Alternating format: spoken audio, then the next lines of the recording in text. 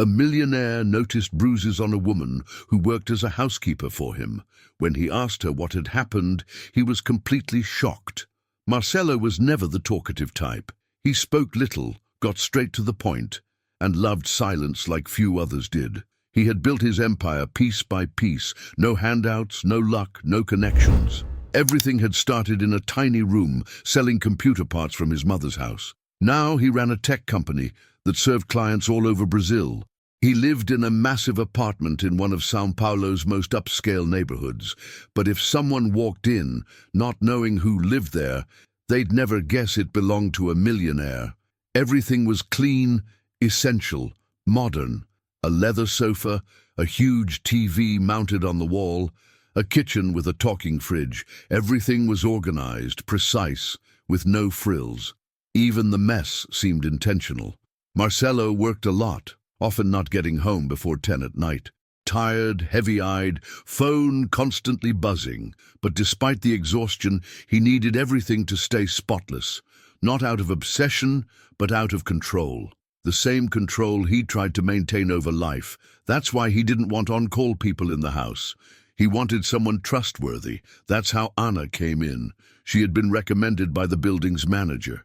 That day it was raining, and she arrived with slightly damp clothes, her hair tied in a messy bun. Her gaze was direct, but it didn't hold eye contact for long. She spoke softly, listened quietly, and nodded whenever something was explained. Marcelo wasn't friendly, but he wasn't rude either.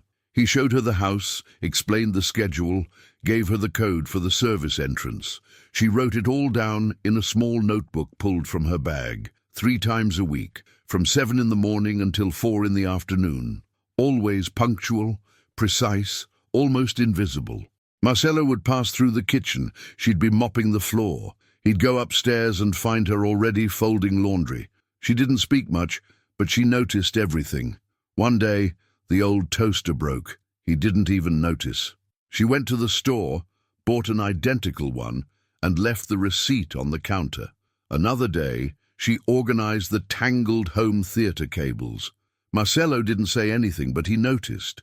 And he, who rarely paid attention to people, felt something different with Anna.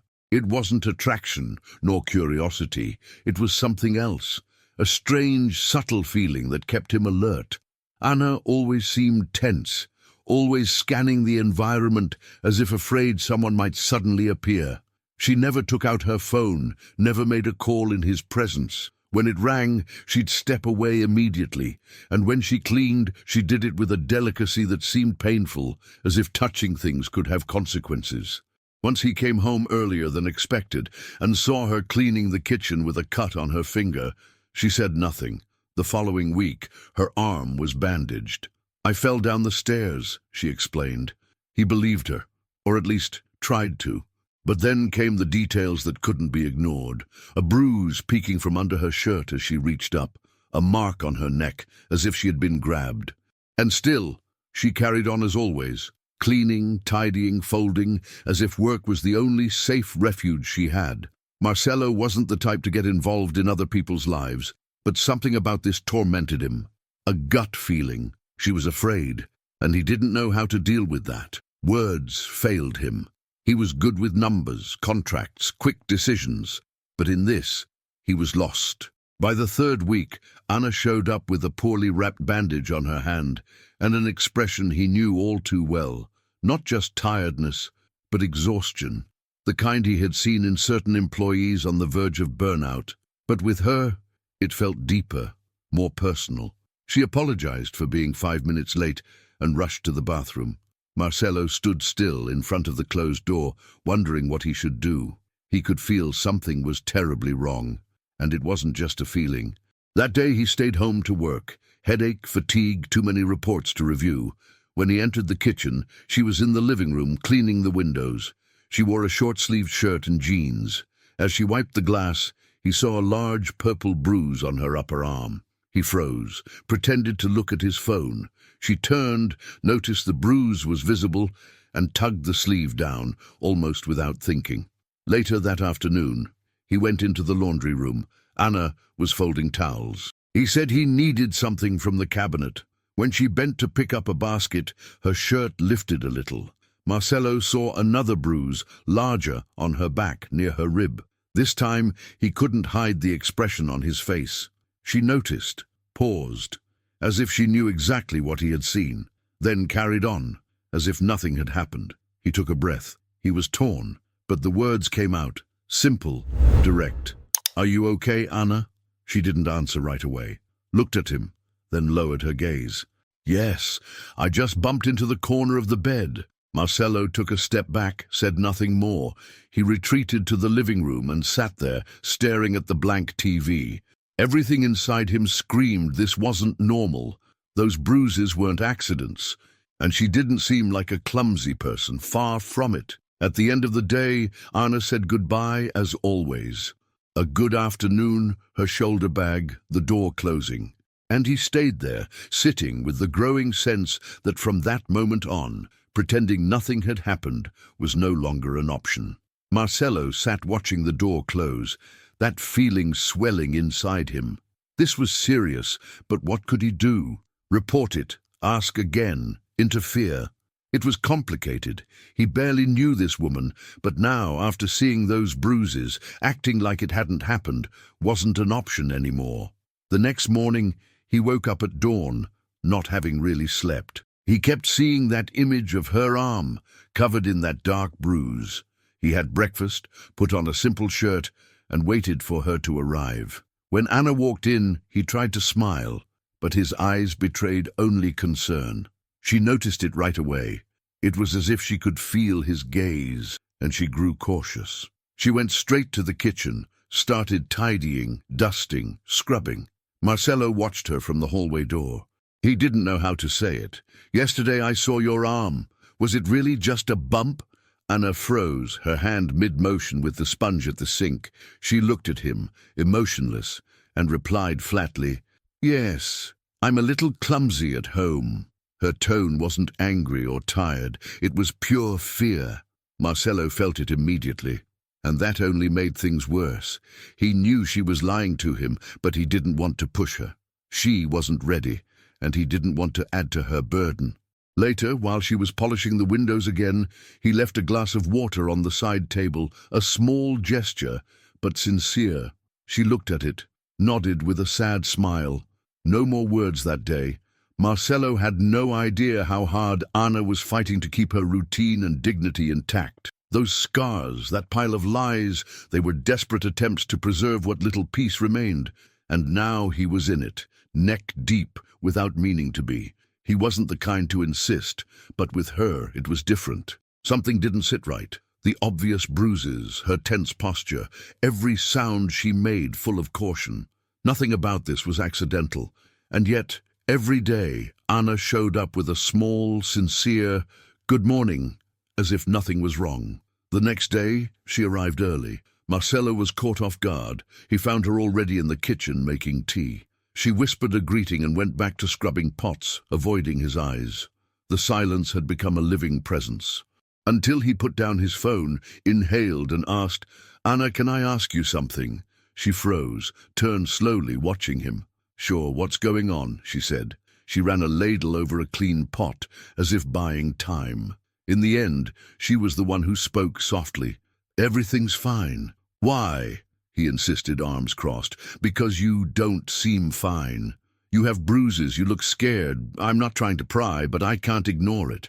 She paused, hands on the counter, facing away. She looked like she didn't want to be seen. Just as she turned to leave, leaving the conversation hanging, a heavy sentence slipped out. "This isn't something you can fix, Marcelo." The words sounded different than usual. There was weight in those syllables, the weariness of someone who's already told the story too many times. He stayed close, silent, placed another glass on the table, and waited. And this time, it was she who continued. "Sometimes we hurt each other without meaning to. Sometimes it's better not to talk about it. People say they'll do something, then they disappear, and we end up worse than before." She turned toward him. Her eyes were red, but there were no tears. She had already shed too many in worse moments. Marcelo remained still, speechless, feeling a bittersweet anger and a sense of helplessness larger than himself. "Do you have someone who helps you? Family? Friends?" She shook her head. "There's my son.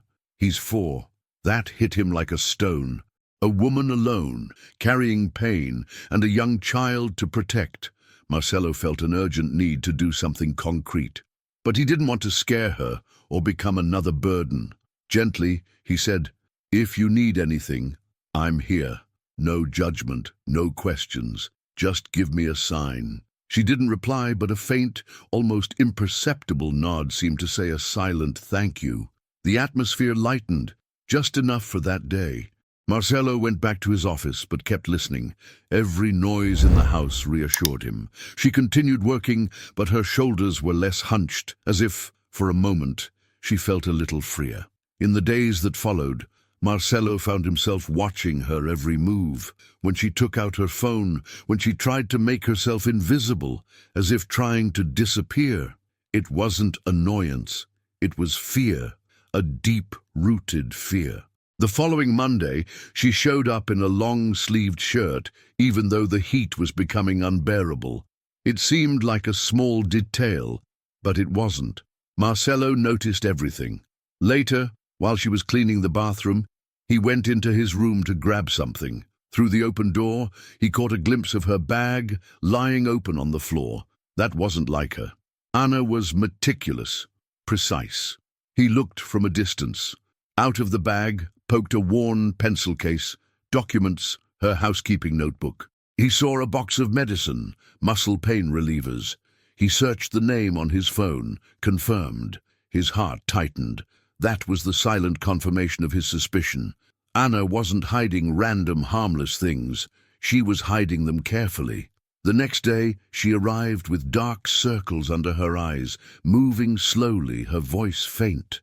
The twilight was just an excuse to watch her, to wonder if it was finally time to do something, offer real help, a gesture, a word. But he knew the line was thin. One wrong move, and she would close off completely. And that story, that feeling kept him awake, because now, more than before, he knew that his life was somehow tied to the silent struggle of a woman fighting alone. Marcelo had tried, had attempted to break the ice, but she always responded with the bare minimum. She said she had a bit of a migraine and wanted to finish quickly so she could leave. He didn't press, but from that moment on, he paid even more attention. A few days later, something happened that set off his internal alarm. He was at his computer, relaxed, when he heard a sharp noise from the living room. He rushed there and saw her. Anna was on her knees, picking up pieces of a broken vase.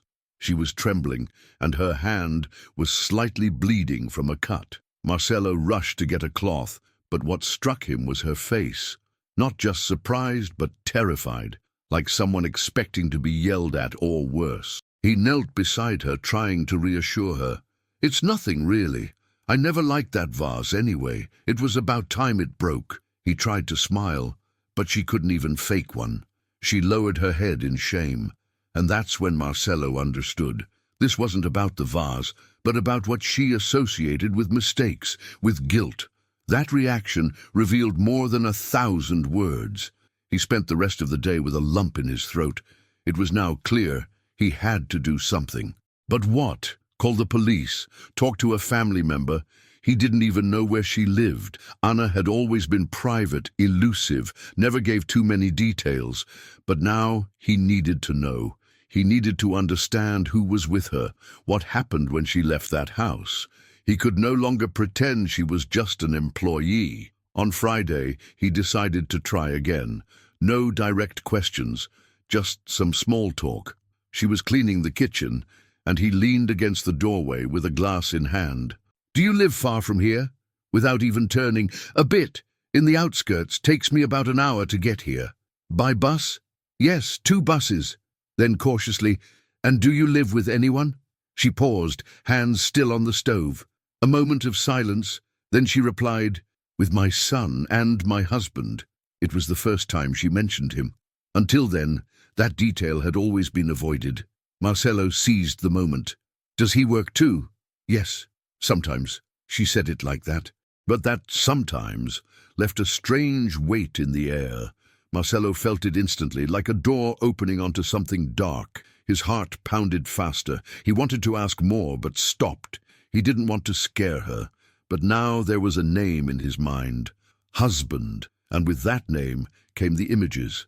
Bruises, hidden cuts. In the following days, he started noticing more details. A bruise on her wrist covered by a bracelet, a bandage on her ankle, a high-collared shirt in the sweltering heat. Every small detail screamed for help, but she kept pretending.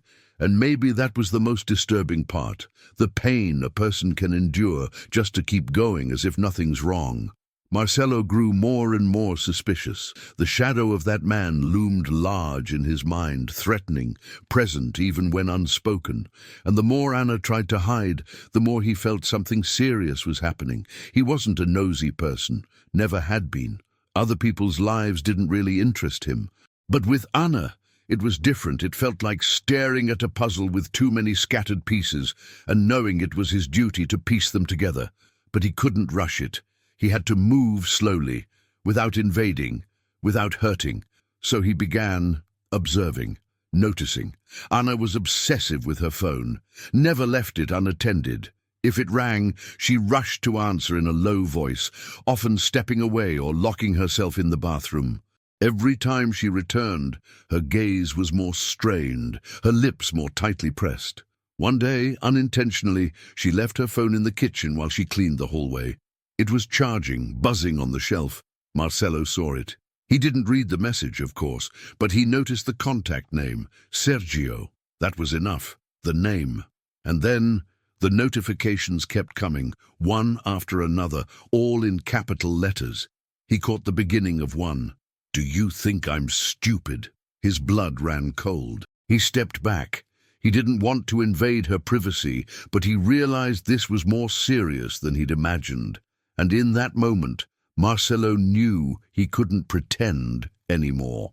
When Anna returned to the kitchen, she picked up the phone and glanced at it for a second.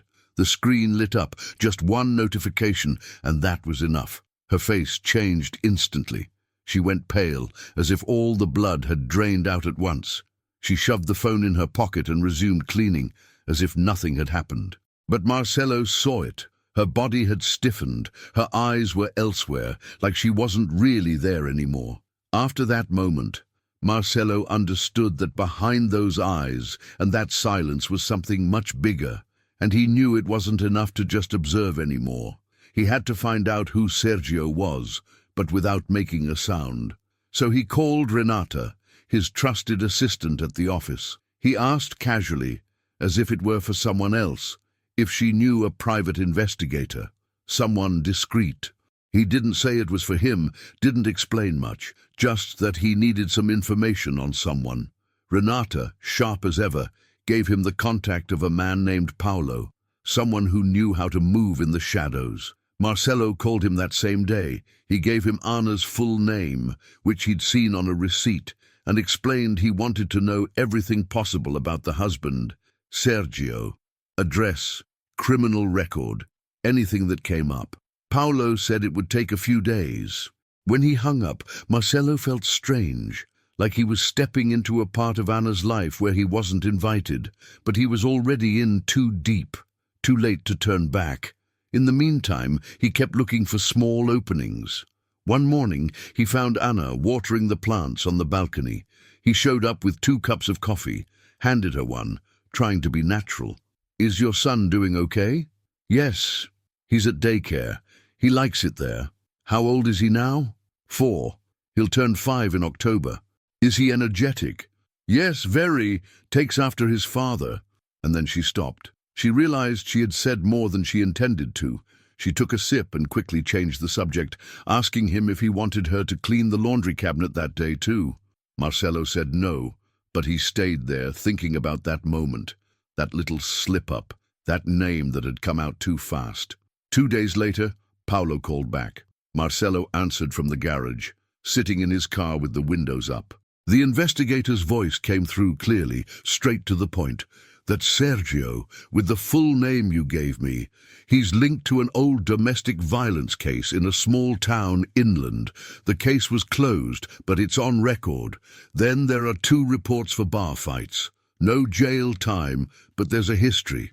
He works on and off at a repair shop. No active social media. Lives at the same address as Anna, on the east side, in a rundown neighborhood. Marcelo felt a lump rise in his throat. It wasn't just a suspicion anymore. It wasn't just a gut feeling. It was real. That man was dangerous. Not just grumpy, but someone who had already crossed the line. That evening, Marcelo paced back and forth in his apartment, 1,000 thoughts running wild. Should he tell her everything? Should he warn her? But how? Hey, I had your husband investigated behind your back. It could seem like an invasion. Worse, it could put her in danger. Her and the boy. Everything was too fragile for a reckless move. The next day, he woke up with a decision. He had to watch, wait for the right moment. In the meantime, he started thinking of a way to help her get out of that cage. Because now he knew Anna wasn't just scared, she was trapped, and maybe she couldn't even see a way out anymore. Friday started like always. Marcelo was at the office, buried in a complicated contract, headphones on. Then he felt a vibration on the desk, his phone. It was Anna. She never called, ever. He answered immediately. "Hello." Her voice came in soft, almost a whisper, very fast. "Sorry I'm going to be late. I had to pick up my son early from daycare. He got sick, but I'm handling it. I'll come straight there." "Is he okay? Does he have a fever?" "He did. Now he seems better. Just a rough moment." "All right. You know you can stay home if you want. No problem." No, I'm coming. It's better that way." And she hung up before he could say anything else. Marcelo stayed there, phone in hand, a strange tightness in his chest. That call. It wasn't just about the child. There was something in Anna's voice. A tremble, a tiredness that hadn't been there before. And she had hung up too quickly. 2 hours later, she arrived. Alone. No child with her, just a plastic bag in hand. She walked in quietly, as if every step might awaken something best left asleep. She simply said, "Good afternoon," and went straight to the kitchen, beginning to organize a few things, almost in a trance. Marcelo stepped out of his office, asked if everything was okay. She nodded, said the boy was with the neighbor, that he'd taken some medicine and was now resting, but her body betrayed her, her lost gaze, automatic movements, as if inside there was only emptiness and routine. Marcelo chose not to push. He returned to work, leaving the door slightly ajar. And that's when it happened. Late in the afternoon, Anna's phone rang. She was in the hallway near the guest room. She answered right there, without moving. Marcelo only heard a hello, and then a scream. A child's scream, desperate. "Mom! Mommy!" The voice was shaking with fear, then confused yelling, loud noises, cursing, things falling, a door slamming. Anna turned pale in an instant, clutched the phone to her ear and tried to be heard. "Sweetie, what's happening?" But the call dropped. Marcelo ran to her, found her frozen, shaking, still holding the phone, mouth open like she wanted to scream but couldn't. "Anna, what happened?" She blinked, came back to reality and tried to call back. Once, twice, 3 times. Voicemail. "My son. He was with the neighbor. I have to go." Marcelo was already grabbing his car keys. "I'll drive you." She hesitated. "No, I'll take the bus." "Are you crazy? We'll get there faster by car. Let's go." She said nothing else, followed him. They went down in the elevator and got in the car. Marcelo drove fast but careful. Anna's house was far, almost an hour away, but he got there in 35 minutes flat. Anna kept trying to call. Nothing. Still voicemail. As they turned onto her street, Marcelo understood everything. A narrow road, houses crammed together, faded walls, leaning poles, stray dogs roaming. Anna's house was one of the last, small, with a rusty gate, 2 barred windows, and a dim kitchen light. She jumped out of the car before it stopped, ran toward the gate. "Mrs. Cedar, it's Anna, open up!" An older woman appeared at the window, agitated. "Anna, your boy is here. Paulo, bring him." From the back of the yard, the boy came running. He threw himself into his mother's arms, crying uncontrollably. She knelt down and held him tight with a sigh of relief that seemed to tear her soul out. But Marcelo knew it wasn't over. The neighbor came to the gate. He burst into the house, screaming, breaking things. Said he wanted the boy. I pulled him inside and locked the door, kept him with me, but he swore he'd come back. Anna looked at her son. He had scratches on his arm, his face red from crying. Marcelo couldn't hold back anymore. He stepped forward. Who came into the house? Sergio, the boy's father, she whispered, her voice broken. Marcelo looked inside. The door was open, the couch flipped over, a chair on the floor, a shattered picture frame. We're leaving, now, you and your son. Anna hesitated.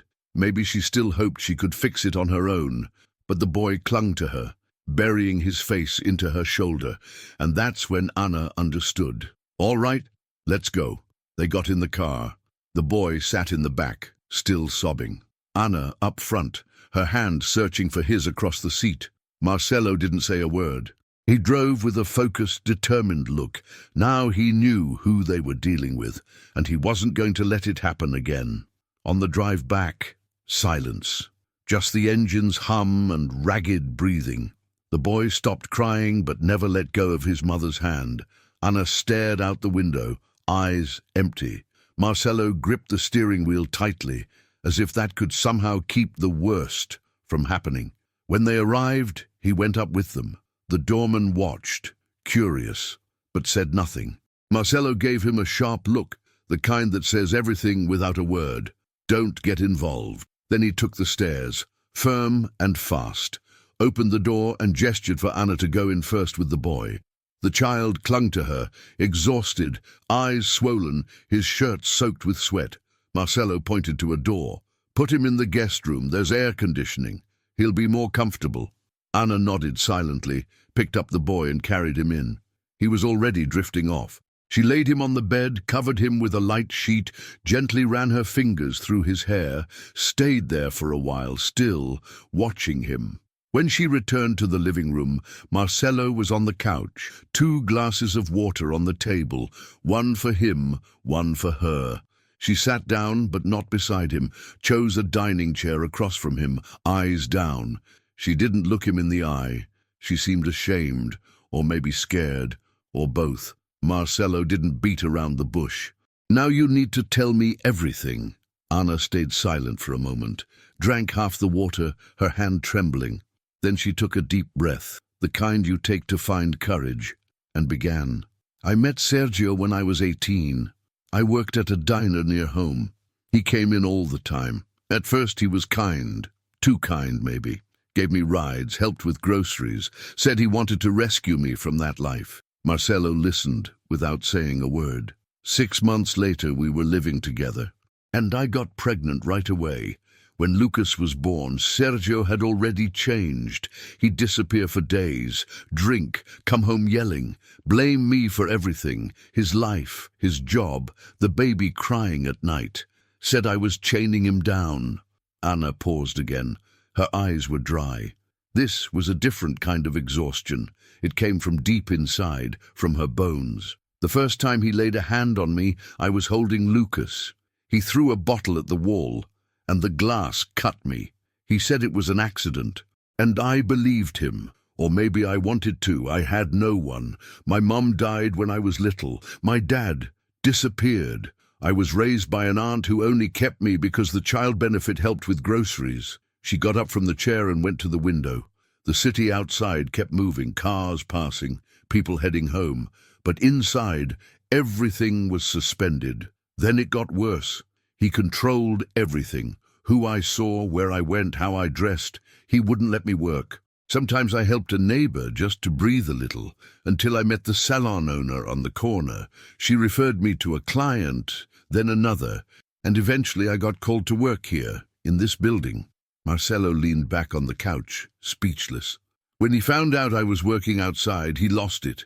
Said I was selling myself, that if I put on makeup it was for another man. One time he followed me. I noticed. Since then, every time I come here I'm afraid. Did you ever report him? 2 years ago.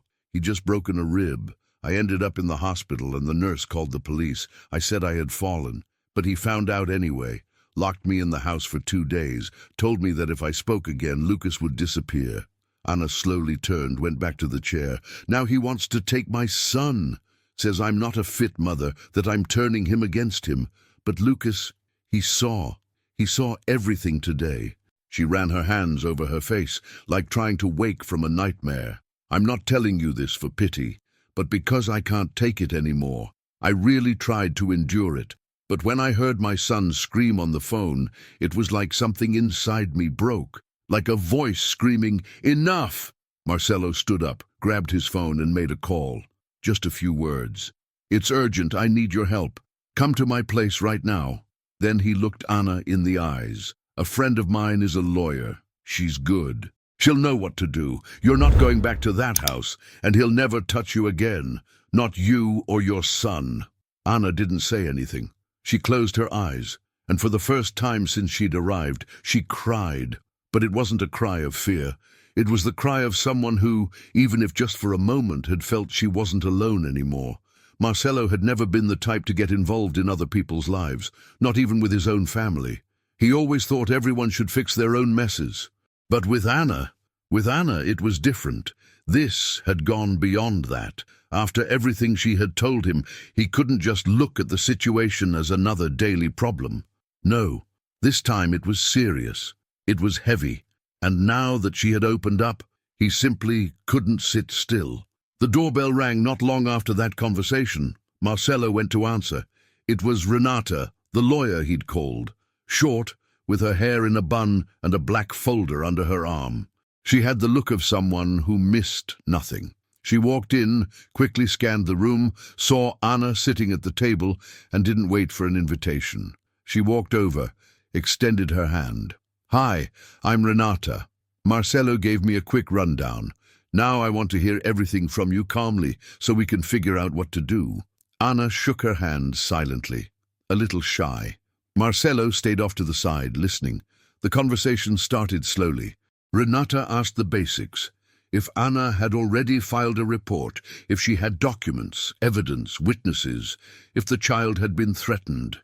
Anna answered in her quiet but honest way. She talked about the time Sergio had shoved her while she was holding her son, about the old report that led nowhere, about when he had tried to take the boy by force, and about the constant fear, reporting him and then having no protection. Renata took notes, serious, but never interrupted. When Anna finished, she clicked her pen shut with determination. "The first thing we need is safety. Tonight we'll file for a restraining order. Tomorrow morning, we'll go to a specialized police station and register everything. With the official report, I can act quickly and request urgency from the judge." Anna stayed quiet for a few seconds. "And if he finds out, if he violates the order, he goes straight to jail. And I'll tell you exactly what to do if it happens." Anna turned toward the room where her son was sleeping, then looked at Marcelo. "I don't have money for a lawyer. I don't have anything." Marcelo was about to speak, but Renata was faster. "Marcelo's already thought of everything. You don't have to pay anything. We're here to help. No one will ask you for a dime." Anna lowered her head, unable to say a word. She just nodded. After Renata left, Marcelo stayed there, standing by the window. Outside, the city carried on as usual. But inside that apartment, everything had changed. Anna was sitting on the edge of the couch again. She seemed a little lighter, but there was still that veil of fear in her eyes. Marcelo walked over and handed her a glass of water.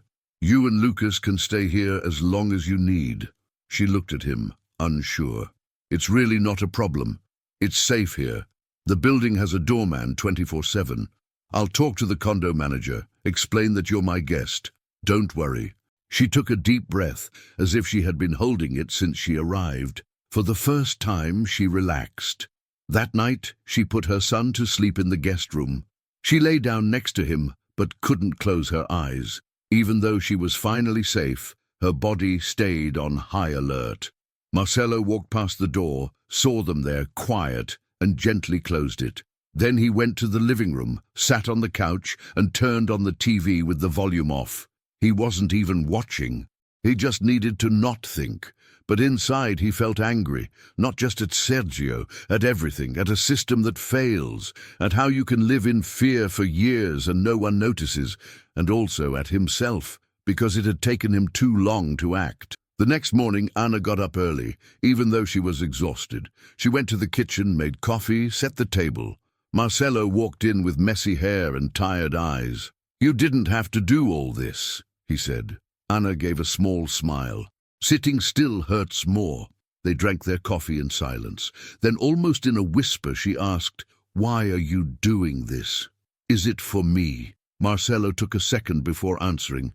"Because once I saw someone go through the same thing, and I did nothing. This time, I don't want to mess it up."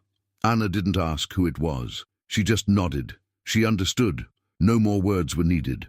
After breakfast, Renata came back, this time with a folder full of forms. She took Anna and the boy to the police station. Marcelo stayed at home waiting. Almost an hour later, Renata texted, "Everything was filed. The restraining order had been requested." When they came back, Anna walked into the apartment with a different expression. She wasn't happy, but she was determined. The fear was still there, but beside it, there was strength. Marcelo looked at her. Something had changed. She was starting to rise, and he would stand by her side. Sergio was still free. He could show up at any moment. That's what kept her from sleeping, and now it kept Marcelo up too. That night, the two of them sat quietly at the kitchen table. The boy was in the living room, glued to a cartoon. Marcelo opened his laptop, turned it toward her, and spoke softly. "I have a house outside the city, in a rural area near Sorocaba. It's in a gated community, with cameras and guards at the entrance. It's been empty for a while. I used to go there to unplug, but I stopped." She looked at him, not quite understanding.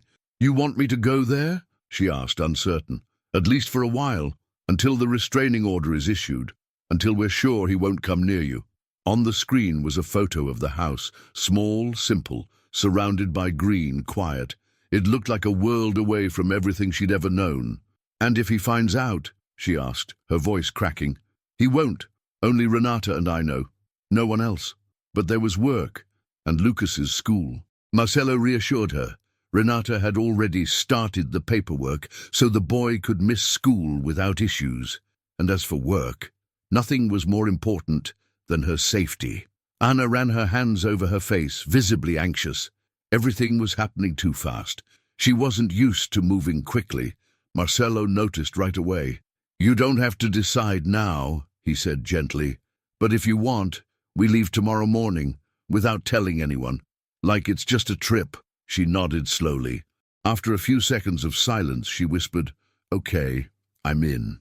Marcelo smiled, relieved. Without wasting time, he started preparing everything. He discreetly informed Renata, grabbed the house keys, got the documents in order, asked the doorman not to mention Anna or the child's presence to anyone. He avoided the neighbors too. He didn't want to run into anyone. They had to disappear like they'd never existed. Anna packed 2 small backpacks, one for her, one for her son.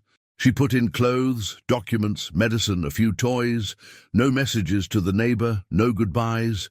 She deleted the chats from her phone, turned off location services. Marcelo got a new phone number, just for emergencies. The next day, before 7 a.m., they took the service elevator down, heads low, as if they were going on just another trip. Marcelo's car was already ready. Anna sat in the front, the boy asleep in her arms. Marcelo drove in silence, eyes on the road. The sky was grey, the highway nearly empty. Everything felt too calm.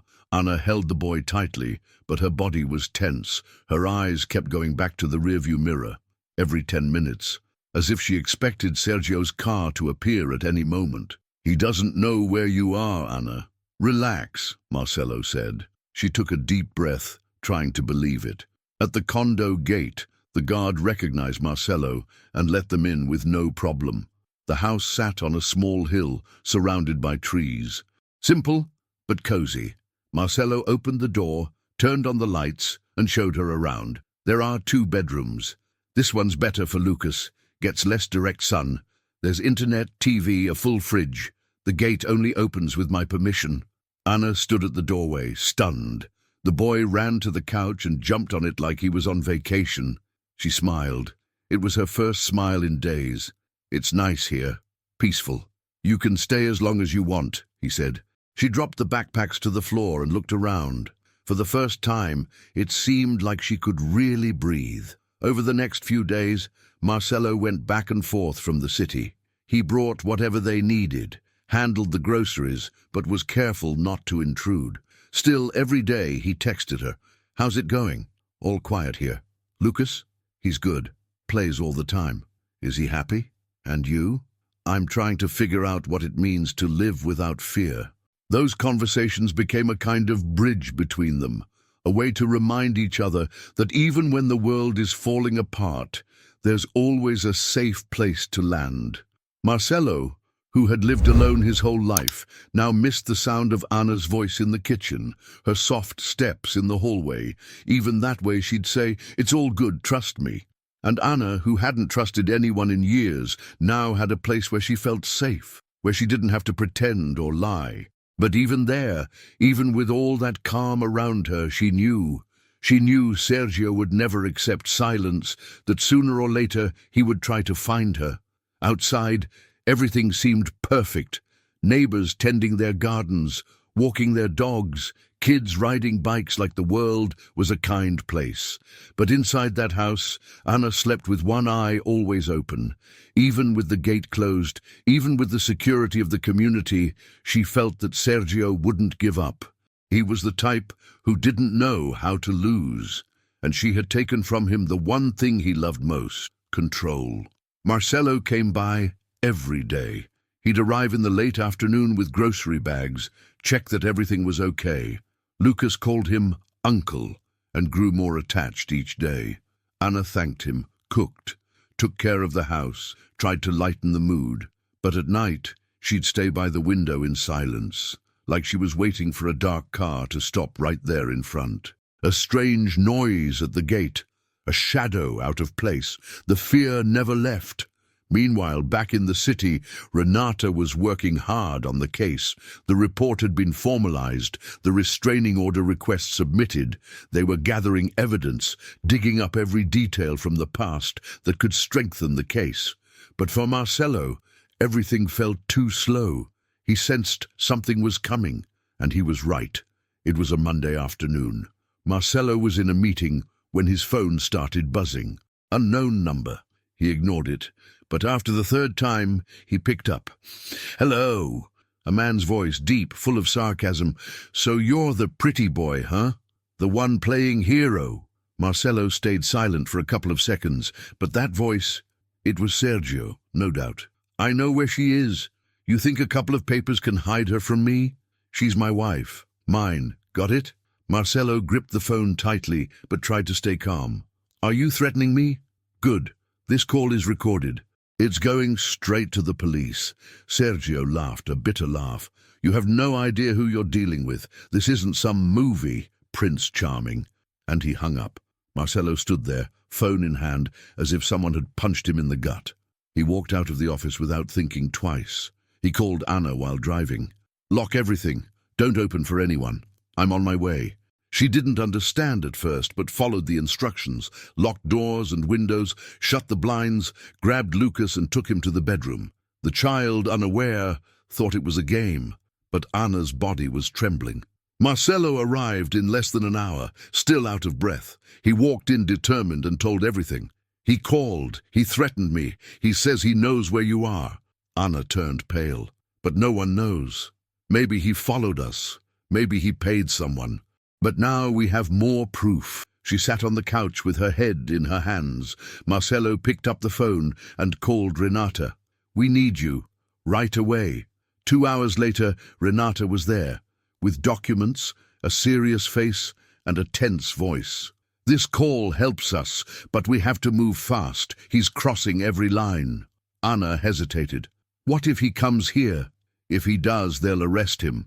But right now, you and Lucas are the priority. This house is under surveillance. There are cameras. I'm also requesting a temporary protection detail, but you have to trust us." Anna nodded silently. Outside, life looked normal. But inside that house, fear now had a face, a name, and a voice. Meanwhile, Sergio wandered from bar to bar, telling his version of the story, saying his wife had run off with another man, that they had taken his son, that he'd handle things his way. He talked a lot, too much, until someone tipped them off. Renata found out he was asking around about Marcelo, where he lived, what car he drove, where he worked. A warning sign. We need to protect him too. He's in the crosshairs now. Marcelo didn't care about himself. He only thought of Anna and the child.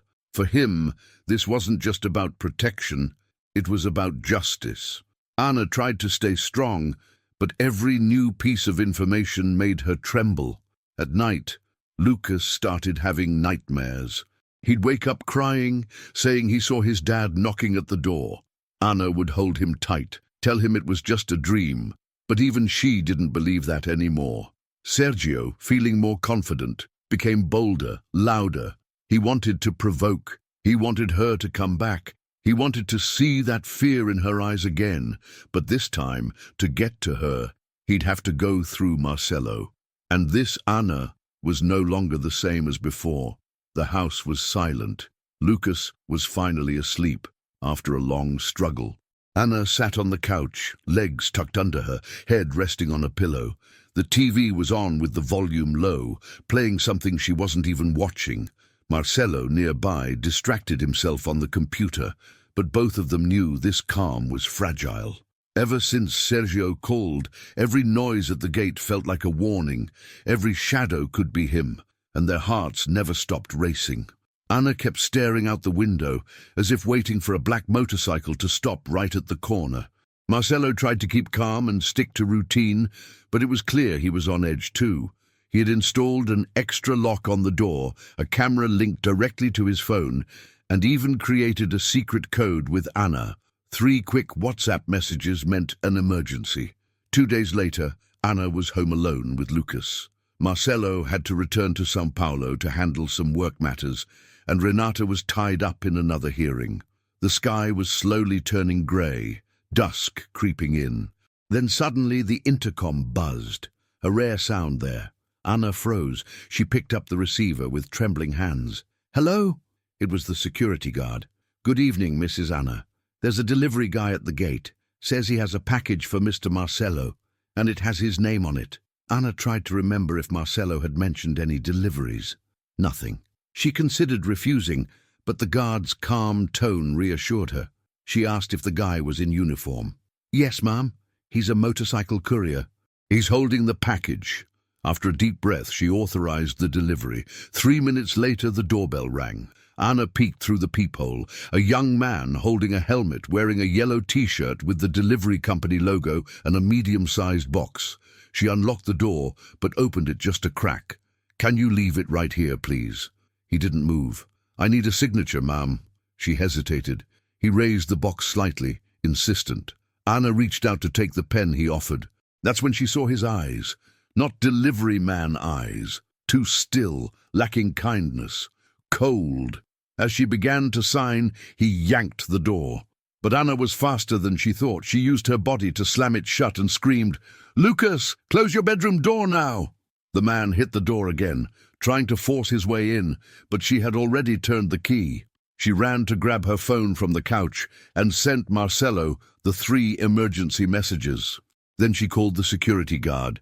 "There's a man trying to break into my house. He's not a delivery guy. Call the police now." The guard, shocked, said he was on his way up with 2 colleagues. Anna grabbed a knife from the kitchen and locked herself in the room with Lucas, who was crying behind the door. She was shaking all over, but didn't move an inch. Marcelo was in a meeting in São Paulo when he saw the notification. He jumped up, grabbed his keys, and ran out of the building. He immediately called Renata, who alerted the local police, while Marcelo drove like a madman toward the house. Every minute felt like an hour. The man hit the door 2 more times, then vanished. By the time the security arrived, he was gone. All that was left was the empty box on the ground and muddy shoe prints on the sidewalk. The police arrived 10 minutes later. Anna was still in shock. Lucas clung to her, shaking. Marcelo arrived drenched in sweat, his face tense. He hugged them both in silence. Shortly after, Renata showed up with new documents. The break-in made the case for a restraining order even stronger. There was no doubt now. Sergio knew where they were. Gates and cameras weren't enough. He had found a way. The guard apologized. The delivery document looked real. Anna didn't blame him. She just looked at her son and said, "We're not running anymore."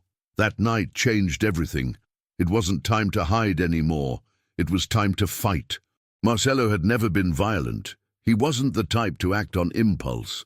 But after seeing Anna locked in a room with a knife in her hand, something snapped inside him.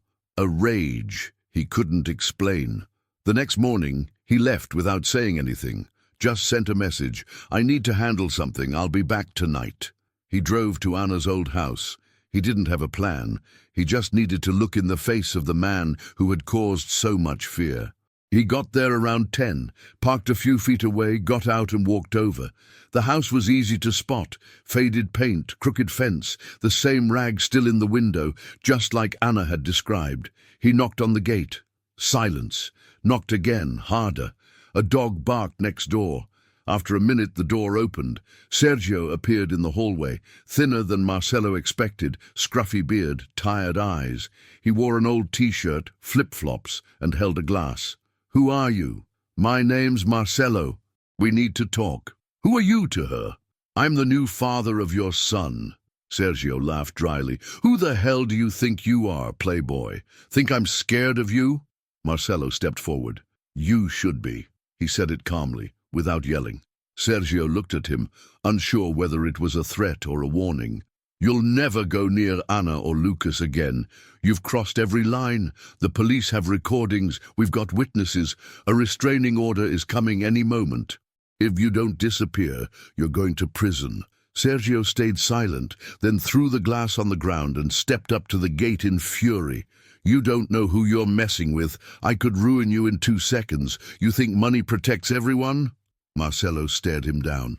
"It's not money protecting her. It's courage. The one thing you lack." Sergio lunged at the gate, but it was still locked. He stayed there, gripping the bars like he wanted to bend them. Marcelo turned and walked away without another word. He got in the car and drove off. His heart was pounding. On the way, he called Renata.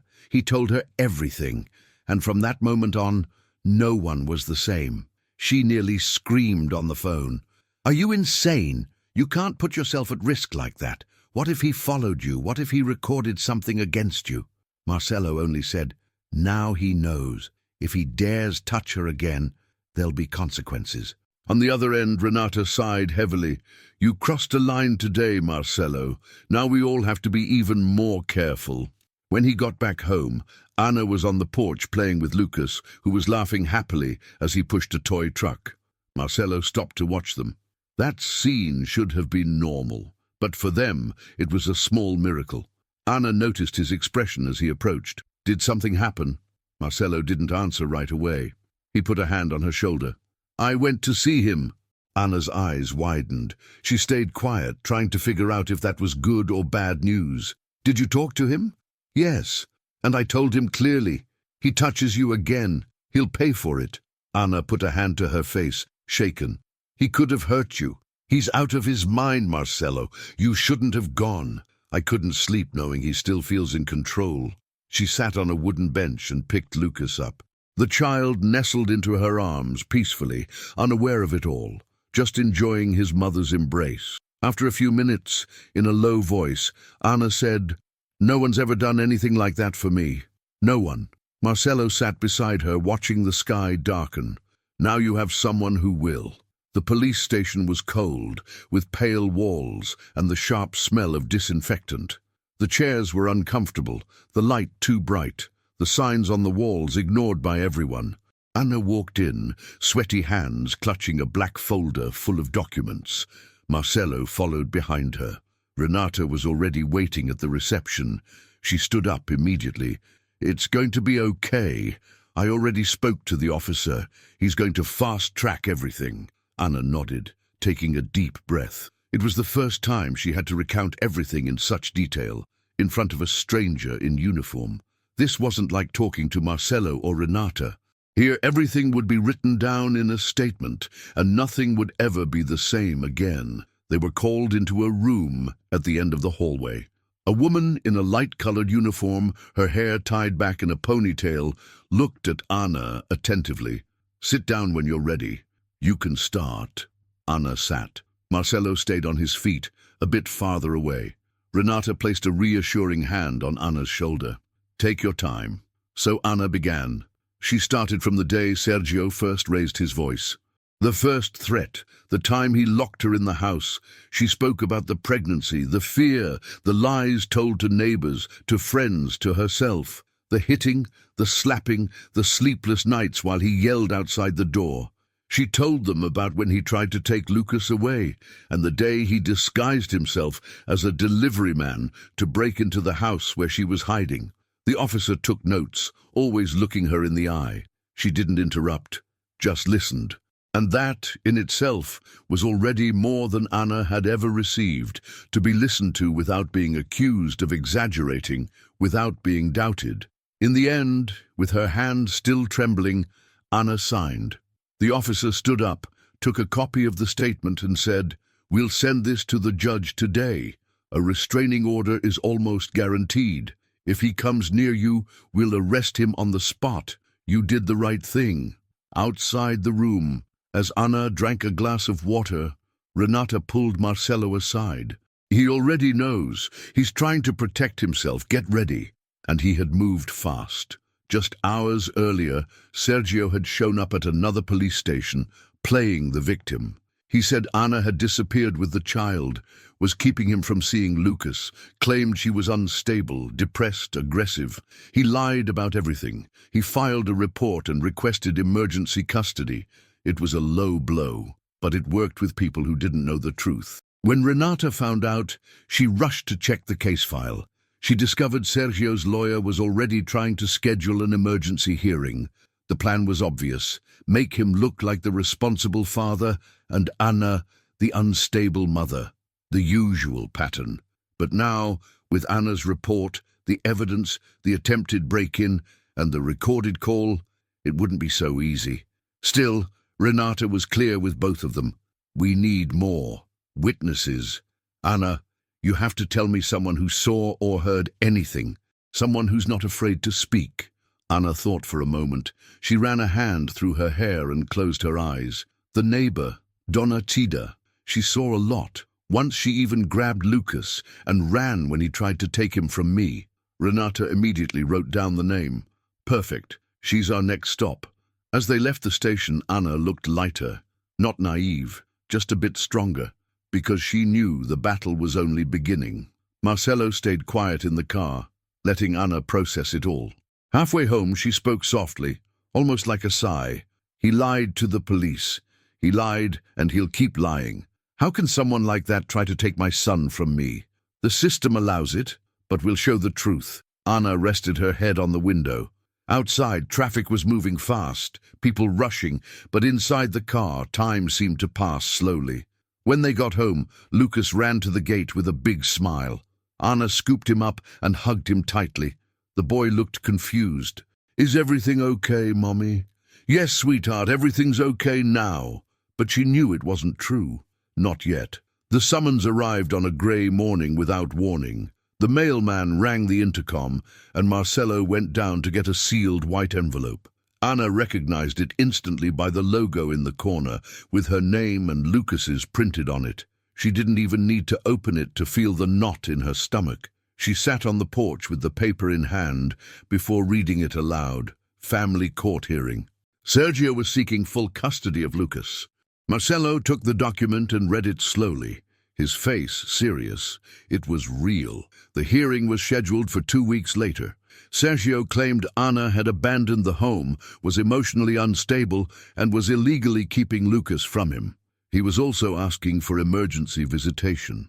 Renata arrived, read everything in silence, then sighed. This kind of action is common. They try to flip the story, make the victim look guilty. But so far it's just the request. No restraining order granted yet. He's trying to get ahead of us. Anna got up, pacing with her hand on her head. "He's going to take my son away." Renata calmed her. "Breathe. We're going to show who he really is, what he's done. We have evidence, witnesses, attempted break-in, recordings. But you have to be ready. It's going to be tough." Marcello listened silently, but he felt the weight of it all.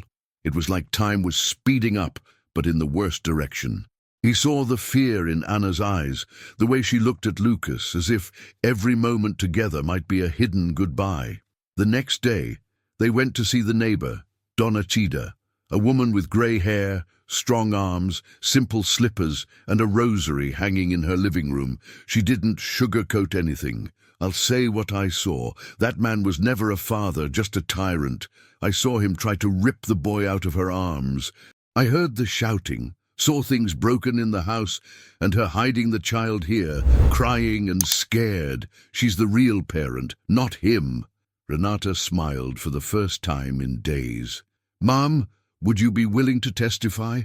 "If it helps protect Lucas, I will. You can count on me." On the way back, Anna seemed stronger, but the fear didn't leave. She slept badly, full of nightmares. Marcello noticed when she got up at night to check on Lucas. The tension never let up. Every passing car made her peek through the curtain. The Sunday before the hearing, Marcello called Anna into the kitchen while Lucas played in his room. "I know you're scared, but I also know you're the most prepared person to care for your son. You have people on your side now. You're not alone anymore." Anna looked at him, unable to smile. "If he wins, I don't know what I'll do." Marcello answered firmly, "He won't win." On the day of the hearing, they woke up early. Anna chose her most modest outfit, tied up her hair, and gathered the documents. Marcello wanted to go in with her, but on Renata's advice, he stayed outside the courtroom. Lucas was in a separate room with one of Renata's assistants. The courtroom was small and simple, with a table in the center, chairs on each side, and the judge at the end. Sergio was already there, well-dressed, with the air of someone wrongly accused. His lawyer whispered constantly in his ear. When Anna walked in, Sergio didn't even look at her, just gave a smug smile, the kind that said, "Look where you ended up." Renata submitted the documents and spoke clearly, point by point. The break-in attempt, the recording, the neighbor's testimony showing Anna was hiding out of fear, not spite, and that she had never prevented Sergio from seeing Lucas. She just wanted to protect them. On the other side, Sergio's lawyer argued that Anna was manipulating Lucas against his father, that Sergio lost control because he was provoked, that he wanted to change, that he was in therapy and a present father. Anna remained silent until the judge asked her to speak. When it was her turn, she stood up, took a deep breath, and spoke with a steady voice despite her sweaty hands. "I don't want to take my son's father away. I just want to protect him and protect myself. I lived for years in fear, with my head down, carrying pain no one could see. I stayed silent because I thought it was the right thing to do, but now I know silence makes everything worse. I'm not here to destroy anyone. I just want my son to grow up in peace." The judge listened carefully, took notes, and said a decision would come in the following days. Outside, Marcello saw Anna emerge from the courtroom with a tired face. But something had changed. Not just fear anymore. Tiredness, anger, strength, all mixed together, as if she had finally released everything she'd been holding in. Marcello wasn't the type to wait for problems to act. Since Anna came into his life with that pain in her eyes, he had changed. At first, he didn't realize it, but now he was in it completely. There was no turning back. After the hearing, one thing kept bothering him. Sergio always seemed one step ahead, even with the evidence against him. Like he knew how to manipulate the system, knew what to say and when, how to play the victim. It disturbed Marcello in a way he couldn't explain, so he made a decision. No more relying on the bare minimum. It was time to go further. The next morning, he got up early, had breakfast in silence, and called an old contact from his company, an ex-client who used to do internal investigations for large corporations. His name was Wilson. Discreet, direct, reliable. Marcelo explained the situation briefly, and they set up a meeting. That afternoon, they met at a small restaurant outside the city center. Marcelo got there first. Wilson arrived a few minutes later, wearing a cap and jacket just like always, almost invisible. "I need to know everything about someone. Full name, Sergio Almeida Torres. I want to know who he's involved with, where he lives, if he has a record, if he's done this to other women, everything." Wilson opened a notebook and started writing. "You want everything legal, or are you willing to go a little further?" Marcelo looked him straight in the eye. "I want whatever it takes to protect a mother and her child. He's already tried to force his way into a house, lied to the authorities, and now he's trying to take the kid." Wilson nodded, understanding the weight behind every word. "I'll get back to you in 3 days." Marcelo paid the bill, thanked him, and left. In the car, he felt the weight of that decision. He had never done anything like this, but this wasn't about ethics anymore. It was about protecting someone who had no defenses. Meanwhile, Anna was trying to keep things normal with Lucas, playing, cooking, reading bedtime stories, but Marcelo could see it in her eyes. It was just a facade. Inside, she was living in a war zone, and he was determined to shield her from that pain. 2 days later, Wilson messaged, "I need to see you. I found something big." They met again at the same restaurant. Wilson was serious, no small talk. "Sergio has another case for assault in a different state. An ex, almost the same story. Control, threats, violence. She filed for a restraining order, then dropped it. She didn't want to go forward." "Do you know where she is now?" Marcelo asked. "She lives with her mother. Off the grid, never married, no new relationships. The trauma was so deep she gave up everything. And there was more. Sergio had a debt with the law. He hadn't paid child support for a son he'd had at 19 and had vanished from the boy's life." Marcelo was speechless. It was worse than he imagined. Sergio wasn't just an isolated episode in Anna's life. He was a pattern, a cycle of abuse repeating itself. "I have pictures of him drunk at a bar, arguing with a man about money. That was just last week. If you want, I can try to get his ex to talk. It won't be easy. She's scared." Marcelo took a deep breath. "If she agrees, it changes everything. It strengthens Anna's case. It shows he's a repeat offender, not just some couples fight." Wilson nodded. "I'll take care of it. But be careful. Guys like this don't back off easily." Now he knows he's lost control.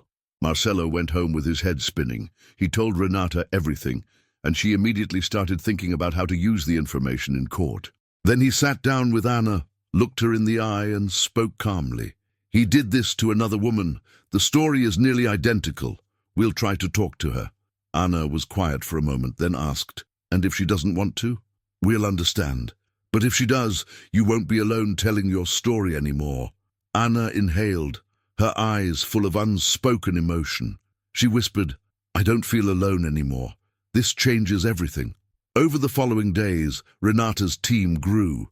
A psychologist started seeing Lucas to offer emotional support, and a social worker began gathering the paperwork needed to request full custody in case Sergio kept pushing.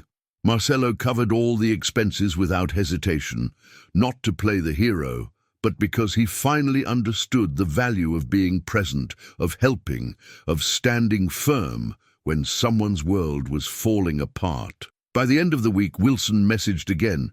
His ex will talk. It was Saturday, late afternoon. The sky was glowing orange, and a soft breeze rustled the trees around the condo. Anna had just put Lucas in the bath, while Marcelo was in the kitchen finishing dinner. Everything felt too peaceful. One of those rare pauses in the routine, but it didn't last. The intercom buzzed. Anna heard it first and froze instinctively. It was unusual at that hour, especially with no warning. Marcelo stopped too. They looked at each other. He went to the intercom. "Hello?" Nothing. Just the sound of the wind. Silence. Then the line dropped. Marcelo tried calling the front desk, but the line was dead. He tried again. Still nothing. "Something's not right," he said, stepping back from the intercom. Anna came out of the bathroom with a towel in hand, drying Lucas's feet. "What is it?" "The security's not answering. Try calling them from your phone." She picked up her cell and dialed. As they waited, they heard the click, the electric lock on the main gate. Marcelo rushed to the entrance camera and saw an image that made his heart race. Sergio standing at the gate. No uniform, no helmet, no pretense, just him, alone, with a backpack and a look that left no doubt. He had either slipped past security, cut a deal, or followed someone in. Marcelo didn't hesitate. He ran to the door and locked it with both bolts. Then he walked to Anna and whispered, "He's here." She froze, as if time stopped. Her eyes widened, her breath shortened. "Lock the bedroom door. Stay with Lucas. Don't open for anything." Anna moved fast, scooped up her still wet son, and ran to the bedroom. She locked the door from inside and shoved a dresser in front of it. Lucas was trembling. She tried to keep her voice steady, but her whole body was shaking. "It's okay, baby. Mommy's here. I'm with you." Outside, Marcelo pulled out his phone and called the police. Then came the first bang against the front door. Loud, determined, then another. "Open up!" Sergio's voice echoed through the house. Marcelo shouted back, "The police are coming! Leave, Sergio!" But the banging continued. This time the lock made a different sound. Marcelo held his breath. On the other side, Sergio shouted, his face full of rage. "You think you can take my son from me? You think you can be with my woman? I'll destroy both of you." Marcelo headed to the hallway, gripping a metal rod he'd hidden in a closet. The pounding, Anna's fear from inside the room, the chaos, it all merged in his head. On the fourth hit, the door cracked slightly. That's when Marcelo snapped. As the wood began to splinter, he rushed and threw his body against it. Sergio was pushing from the other side. They were in a silent struggle, separated by a few inches of wood. Marcelo yelled, "You're not getting in, bastard!" Sergio stepped back briefly, then came at it even harder. Marcelo took that split second to jam the rod into the crack and push. A grunt of pain, a curse. Sergio had been hit. Those minutes felt endless until the sound of sirens cut through the air like a blade. Flashing blue lights lit the walls. Doors slammed. Fast footsteps. "Police! Step away from the door!" Marcelo stepped back, panting. The door was still shaking. The handle turned, but it didn't open. Then they heard the officers entering from the side of the house. "Hands on your head! On the ground!" Sergio screamed, tried to run, but it was too late. Officers burst in, tackled him in the garden, pinned him to the ground and cuffed him. One of the officers turned to Marcelo. "Are you the resident?" Marcelo nodded, too winded to speak. "Is everything okay inside?" Anna slowly opened the bedroom door. Her face was pale. Lucas clung tightly to her neck. She stepped out carefully, eyes teary, and rushed to hug Marcelo tightly. He was sweaty, his face flushed, but he was standing, alive. One of the officers announced, "He's under arrest for attempted break-in, threats, and violating a restraining order. He already has a report filed. He'll remain in custody." Marcelo nodded silently. Anna sat on the couch, holding Lucas in her lap. They were both shaking, but alive, together. Outside, Sergio screamed from the back seat of the squad car, "This isn't over, I'll be back." But this time, no one listened. The next day felt like an echo of the one before. The house was still standing, but everything inside had shifted. A heavy silence hung in the air, as if the walls themselves had absorbed the shock. Marcelo woke up first. He'd barely slept. His body ached. Whether from exhaustion or fear, he couldn't tell. He walked slowly into the living room and stared at the door, now reinforced from inside. The damage was still there. Scratches, broken pieces, a twisted handle. Anna hadn't left the bedroom yet. She'd spent the night beside Lucas, who had cried himself to sleep. He insisted on sleeping next to her, with the light on. Every creak on the roof made her flinch, as if expecting Sergio to return.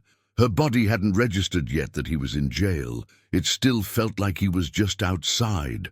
Marcelo made coffee and opened the windows carefully, trying not to make noise. His mind was still replaying the night before. The screams, the tension, the fear squeezing his chest. He didn't know how he'd stayed calm. All he knew was, a few minutes more, and it could have ended very differently. When Anna appeared in the hallway, Marcello immediately sensed she was no longer the same. Her face still showed signs of fatigue, but her eyes had changed. She wasn't the scared woman who had arrived a few days earlier. There was something else in her now, a fierce, unshakable strength. She sat at the kitchen table, took the cup of coffee he had left for her, and drank in silence. Then she looked straight at him. "I'm putting an end to this." Marcello frowned. "How?" "I'm filing for full custody of Lucas. I'm going to claim every right I have. I've waited too long. I've suffered in silence. He broke me inside, but not anymore." Marcello said nothing. He just watched her. Anna continued, her voice steady. "Last night I reached my limit. When I heard that door being beaten, I thought it was all starting over. But seeing Lucas shaking in my arms, I felt anger, more than fear. For the first time, the rage was stronger. That anger woke me up." Marcello saw her swallow her emotion. "You're not alone in this, you know?" She looked at him seriously. "I know, but now I have to take charge. I have to show my son we rise again, even when we're scared, even when we're hurt." Late that morning, Renata arrived with new documents and updates. The judge had already received the report about the break-in. Sergio's arrest was considered a serious violation of the protective order, a major strike against him in the custody case. When Anna told Renata she wanted to request full custody, the lawyer smiled. "I was waiting for you to say that. Now you're ready."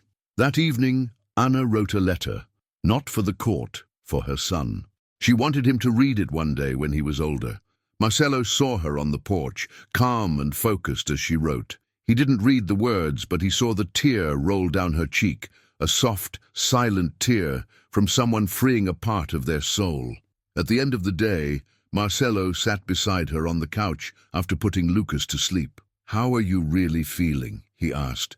Anna took a deep breath, tired but determined. "For the first time, I feel like I have a choice, and I choose to fight." He reached out his hand and she took it.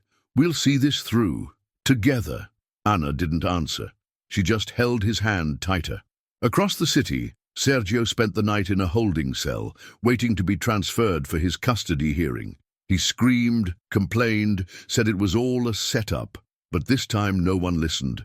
Not even his lawyer had rushed to see him. His reputation was now filthier than a downtown alley.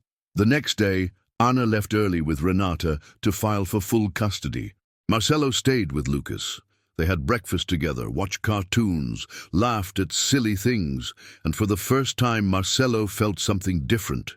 Not just a sense of protection, but real affection.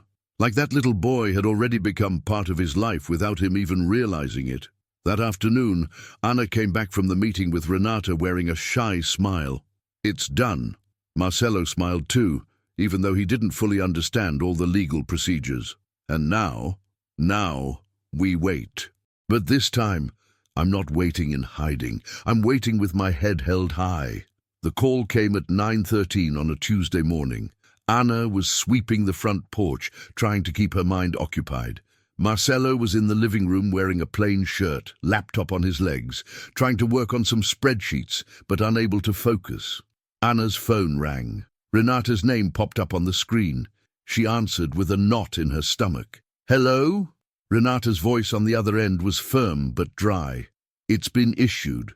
The order's been granted. It's official now." Anna went silent. Her breath caught as if the air didn't want to come out. Her eyes welled up without warning. "Are you sure?" "Yes, and it's not a weak order." The judge understood the risk. He extended the protection. "Sergio can't come near you, Lucas. Your home, the school, nowhere. He has to stay at least 100 meters away. It's all documented." Anna sat down on the ground, still holding the broom. Oh my God. Marcello only heard half the conversation, but just by looking at Anna, he understood everything. He came over quietly and knelt beside her. She took the phone away from her ear and murmured, almost in disbelief, "The court said yes. He can't come near me anymore." Marcello didn't say anything. He just pulled her close and held her tightly as she trembled. It wasn't sadness. It was relief, like her body was finally letting go, because now it could. Renata kept explaining the next steps. We're sending the official copy today. I already notified the local police. They'll be on high alert. If he tries anything, even the smallest thing, he'll go straight to jail. It's an immediate offense." Anna thanked her, hung up, and stayed on the floor in silence for a few minutes. Marcello didn't say a word, just sat close. Lucas appeared in the hallway, rubbing his sleepy eyes. "Mom, what happened?" She stood up, wiped her tears with the back of her hand and forced a smile. "Nothing, sweetheart. Everything's okay now." He hugged her tightly without understanding, but he could feel that this hug was different, stronger, fuller. For the rest of the day, Anna seemed like a different person. She followed her routine, lunch, playing with Lucas, folding clothes, helping Marcello, but every gesture had more intention. It was as if, after so long, she had returned to her body, unafraid to breathe deeply, unafraid to exist. That afternoon, Renata arrived with the printed document, in an envelope with an official letterhead. Marcello opened the door. She stepped in like she was carrying a trophy. "Here it is, recognized and stamped." Anna took the paper with both hands, reading it slowly, word by word. Her name was on it, her son's name, the judge's signature, and a clear order. Sergio Almeida Torres must remain at least 100 meters away, if not, immediate prison. "And what does this mean for me?" she asked, eyes still fixed on the page. "It means you have the right to live in peace, and if he tries to ignore that, this time it won't be seen as a family issue. It's a crime." Anna looked at Renata with deep gratitude. She wanted to say 1,000 things, but could only whisper, "Thank you. I was just doing my job. The real strength came from you." Marcello handed her a glass of water. She sipped slowly, then said, "Now I have to think about what comes next, because he won't stop here. I know him.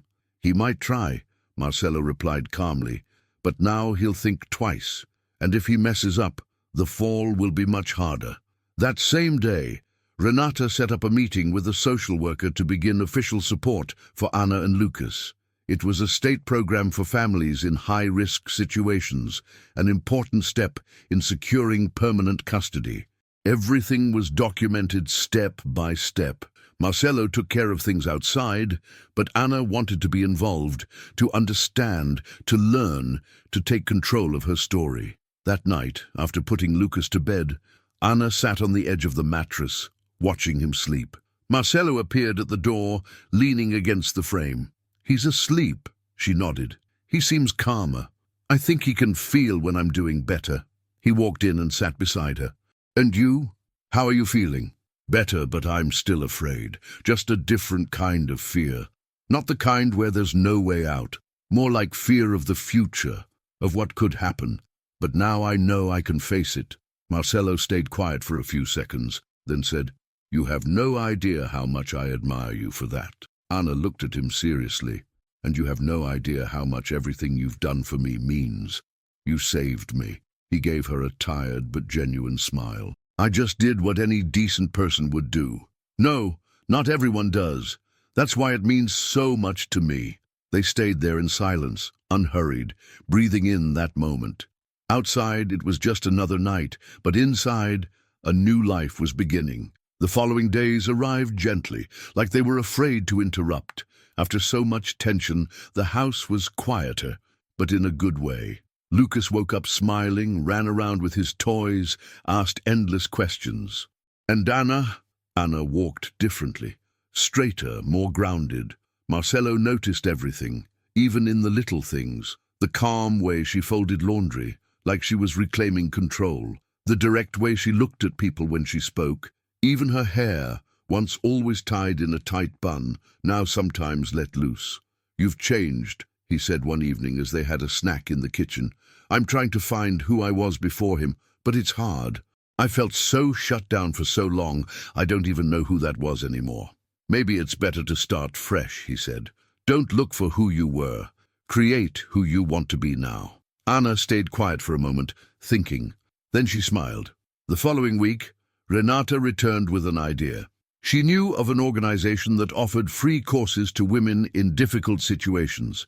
Practical skills like administrative assistant, home aid, customer service. Short programs with certification. I'm not saying you need to change your whole life overnight, Renata said, but this could give you security and options. If custody goes through, you'll need independence, money, routine, a plan. Anna thought it over for 2 days, then chose the administrative assistant course. She had always been organized, managed the house, bills, tracked everything for her son. She just needed to turn those skills into something official. Marcello drove her every evening. The classes were 3 times a week, in a modest building downtown. At first, Anna was quiet, just observing, taking notes, barely speaking. But little by little she opened up. She even answered a question out loud in class, something she hadn't expected of herself. By the 3rd class, she came home with a notebook full of notes and a beaming smile. I thought I wouldn't remember anything, but today the teacher said my table was neater than some people in her office. Marcello smiled and handed her a cup of tea. You have a gift, you know. It was just buried under all the chaos. Anna looked at him shyly, her eyes full of gratitude. Lucas was changing too, eating better, sleeping more peacefully, playing freely, without fear. One day he drew a picture of the house with 3 people and showed it to Anna. This is you, this is me, and this is Uncle Marcello. She looked at the drawing and felt a lump in her throat. Why Uncle Marcello? Because he's here with us. He's a good person. Marcello saw the drawing later. He didn't say anything but carefully tucked it into the book he was reading, one of those small things he never forgets. While Anna studied, Marcello kept supporting her, but more gently, without smothering her. He gave her space and said, if one day you want to go on your own, that's okay. I just want you to feel safe, Anna. He listened, but answered with actions. A hot coffee waiting in the morning, notebooks laid out on the table. Lucas curled in his lap while Anna studied, embracing this new way of living in their home. Little by little, Anna began going out more. First just to the bakery around the corner, then to the park with Lucas near the community center. One day she said, I'm still afraid, but I go anyway, because if I wait for him to disappear, I'll never leave this house. In the 3rd week of the course, she got her first interview offer from a partner company. It was just a part-time receptionist job. Anna hesitated. She thought it was too soon, but Renata and Marcello encouraged her. Go, even if you don't get it, go for the experience, to prove to yourself that you can do it. She went, wore her nicest outfit, tied her hair neatly, practiced her answers with Marcello the night before. She came back nervous, but happy. I went, I didn't stutter, I think it went well. Marcello raised his hand for a high five. She gave him a light slap in return. Now all she had to do was wait for the call. In the end, whether it came or not didn't matter. What mattered was that she was moving forward. For the first time in a long time, she was walking toward her future. The day of the final hearing arrived under a grey, heavy sky, as if even the weather understood the weight of the moment. Anna woke up early, without the need for an alarm. She had slept poorly, waking up several times during the night. As she got up, her whole body was tense. It wasn't fear this time. It was a tension filled with hope and determination. She knew this was the day that could change everything, for better or worse. She put on the clothes she had chosen days earlier with Renata. Black pants, a simple light-colored shirt, nothing flashy. She tied her hair back decisively and applied a light layer of mascara. She looked at herself in the mirror for a few seconds, recognizing her face. It was still her, but different. Marcello drove her to the courthouse. Silence filled the car. Only their hands intertwined on her lap, eyes fixed straight ahead, and racing thoughts. Renata was already waiting, holding a folder full of documents and wearing an expression of calm focus. "It's going to be okay," she said. "Do you trust me?" Anna took a deep breath, the same one she had taken the first time she walked into her new house after a fight. But this time, it was different. This time, she was ready to face it all head-on. In the courtroom, the judge was the same as last time. Serious, focused, a stack of files in front of him. Sergio's lawyer sat across the room, already in attack mode. Then Sergio walked in, wearing a forced smile, a freshly pressed shirt, freshly cut hair, and a clean shave. He sat next to his attorney, arms crossed like someone who thought he had already won. Anna didn't look directly at him, but she could feel his presence, an energy the body recognizes even from behind. The judge began with routine questions, reading aloud from the file, restraining orders, the attempted break-in report, the long list of police reports. Sergio's lawyer tried to change the narrative, spoke of emotional misunderstandings, exaggerations, manipulations. He claimed Sergio was just a father wanting to see his child and that Anna had distanced herself out of jealousy, not fear. Renata countered without hesitation. She presented evidence, detailed calendars, social worker reports. She spoke of the course Anna was taking, of the emotional strength she had built in such a short time. Every word she spoke added another brick to the wall, keeping Sergio from getting custody. Then the judge asked Anna to speak. She stood up steadily and told her story once again, without tears, in a clear, unwavering voice. She described the years of silence, the fear, the yelling Lucas used to hear through the door. She talked about the change, the new home, the protection Marcelo had given her, and the new life she was slowly building. The judge listened, taking notes, expressionlessly. Then, suddenly, he paused, removed his glasses and said, "We have a new authorized witness, Ms. Julia Ferreira." Anna slowly turned her head. Renata's eyes widened in shock. Marcelo, outside the room, wouldn't find out until later. A woman entered with brown hair, tied in a simple bun, modest clothes, and a confident posture. Julia, Sergio's ex. For a moment, Sergio lost control of his expression. He turned pale, then red, then tried to compose himself. Julia sat down, looked at the judge, and began to speak. "I dated Mr. Sergio for nearly 3 years. By the second year, he started getting aggressive. First with words, then shoving, then slapping. I filed a police report, but dropped it because he threatened me. He said he would follow me, ruin my life." The room fell silent. "I had to run to another state because of him. I lost my job. I lost contact with my family. I had to take sleeping pills. When she found out he was trying to get custody of a child, she couldn't stay silent anymore." The judge asked for evidence. She handed him an envelope, photos, police reports, copies of threatening messages. "I don't want anything for myself. I just want that child to stay far away from what I went through.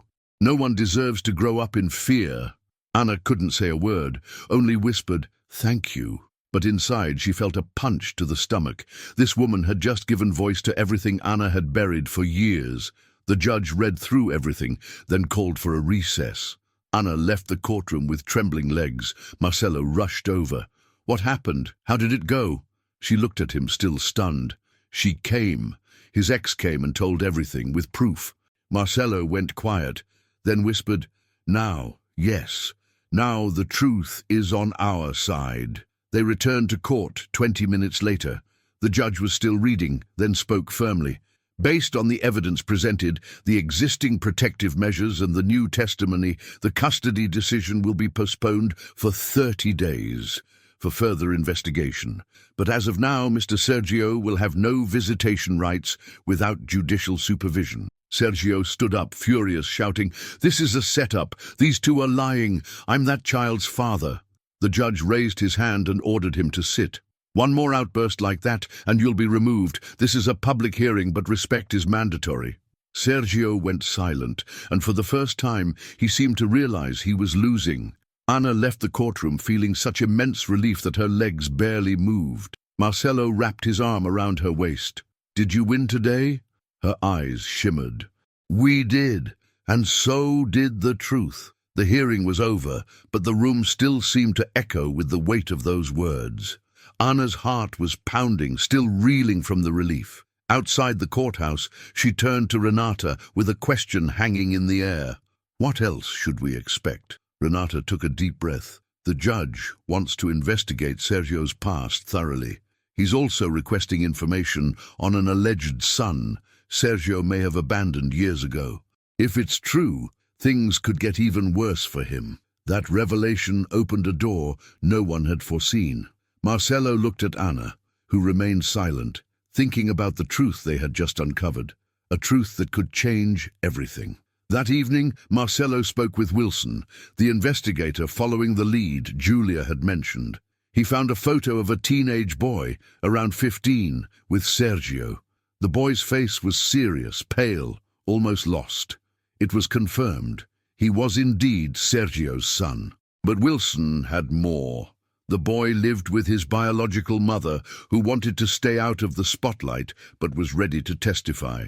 The photo had been taken at the boy's 15th birthday party in a small town in Minas Gerais. Sergio was there, but distant, formal, just showing up at events with no real bond.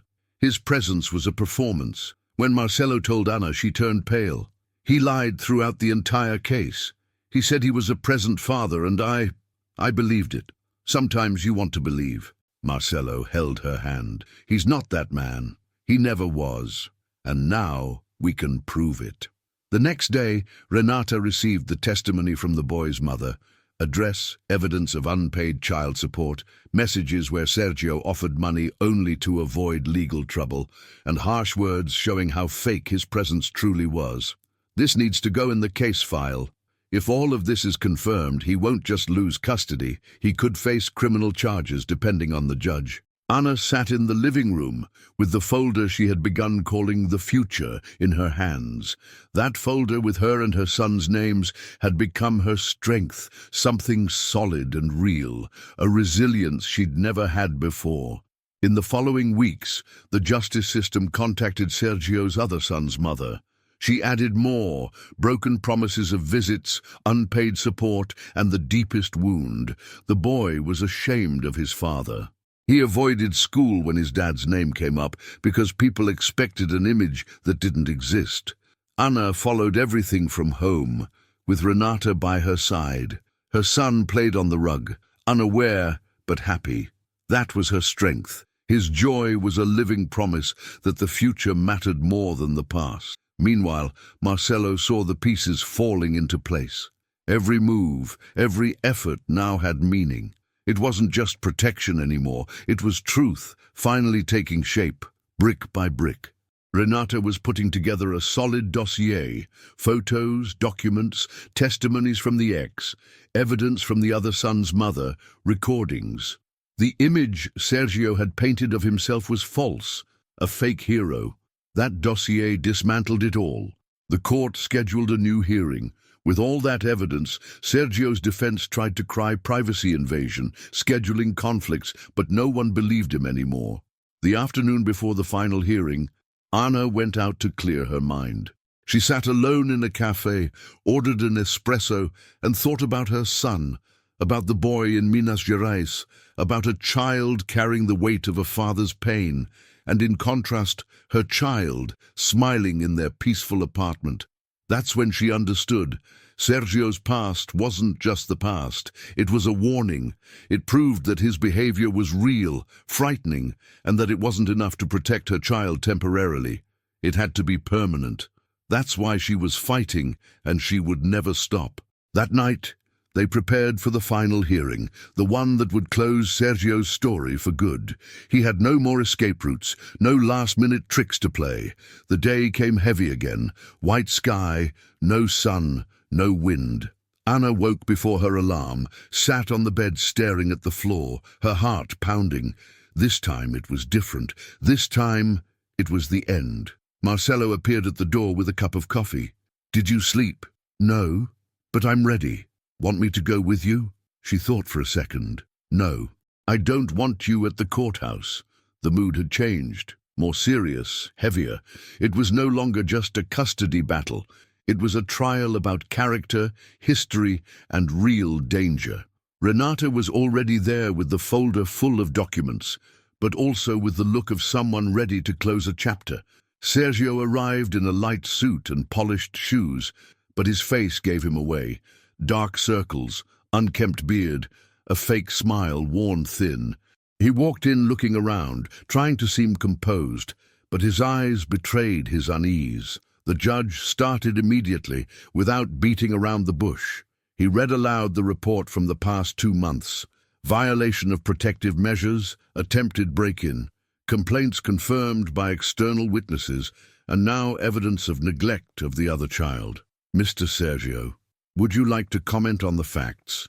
He took a deep breath and pretended to stay calm. Your Honor, what you're doing is a massacre. These women have conspired. It's all an act. The judge frowned. Do you have proof? No, but it's obvious. He slammed his hand on the table. They're making things up to destroy me. Renata stood up. Your Honor, this isn't a novel. This is a hearing with real evidence. The testimonies are independent and the story is the same. Threats, abandonment, violence. Sergio raised his voice again. I'm a father. I have the right to see my son. The judge interrupted him firmly. Sit down, and if you stand up again without permission, you will be removed. Sergio sat down, but it was too late. His mask had fallen. The same judge who had listened coldly before now looked harsher. They called Anna to speak. She stood up slowly, passed by Sergio without even looking at him, stood in front of the judge, and spoke with the firm voice she had practiced with Renata. I'm not here to argue with anyone. I just want peace. I want to raise my son safely. I want to stay away from a person who used fear to control my life for too long. Do you really think he's a threat? No, I know because I lived it, because my son saw it, and because other women went through the same thing. In the silence that followed, the judge took notes. Then he called Sergio's first child's mother. She came in and spoke little but clearly. He never cared for the boy, never called, never was a father. When she asked for help, he disappeared. Sergio scoffed, rolled his eyes. Lies, all lies, Mr. Sergio. The judge, now tired, said, Stand up. The guard approached, and Sergio stood up irritably. This is a circus. I'm not the villain here. The judge didn't answer, had him escorted out, then returned to the bench and took a deep breath. He looked at Anna. Have you filed the formal request for permanent custody? Renata handed him the documents. Yes, it's been filed, with all the evidence we have here. The judge read, paused heavily, then spoke clearly and decisively. In light of the evidence, the father's repeated behavior, documented risks, and lack of emotional bonds, I grant permanent custody to Mrs. Ana Luisa Suarez and maintain the existing protective measures. The father may have contact with the child only with specific court authorization to be reviewed in 2 years. Anna remained still, staring at the judge as if she hadn't heard correctly. Then she looked at Renata, who smiled and nodded. It's true. You won. Those words hit her like a wave. She sat down slowly, her hands trembling, her heart burning. It wasn't pure joy. It was relief mixed with everything she had held inside for years. She looked at the door where Sergio had been escorted out, and for the first time in years, she didn't feel fear. She felt an end. Marcelo waited in the hallway. As soon as he saw her come out, he stood up quickly. She went straight into his arms, buried her face in his shoulder and whispered, It's over. He's mine. There was no immediate touch, but after that hearing, life took on a new rhythm. The house became a home again, not just a refuge. Lucas laughed, ran around, dragged his mother's hand to show her every drawing, every popcorn they made during movie nights in the living room. And Anna woke up in the morning with more confident steps, a sharper gaze, fully present. Marcelo was there, calm, attentive. No grand gestures, no flowers or declarations were needed. It was in the coffee he made, the glass he placed on the table before she asked, the way he organized the child's backpack, the fact he never stomped his feet or asked for more than he could give, respect and company. They didn't talk yet about relationships, dating or feelings. There were no scheduled kisses or conversations about the future together. The bond they had was something else. Trust, complicity, working together, living the story calmly, without rush, building something that was theirs alone. One ordinary evening after class, Marcelo asked Ninha if she wanted help in the kitchen. She smiled broadly. Sure, but the final word belongs to the chef. He laughed and got to work, wiping the counter while she took vegetables out of the bag. Their child, now his too after all, had spread 3 little pots on the floor, imitating them both. "Son, can you help me wash the dishes?" Lucas put his hand seriously in the water and made a huge mess. Anna laughed, watching her son, then glanced at Marcelo, the kind of look that said, "Look at us." And he smiled. He picked up Lucas and started drying him calmly. In that simple moment, something real was being born between them. A family without labels, but with 3 people. A few evenings later, they went together to the park to pick up Lucas.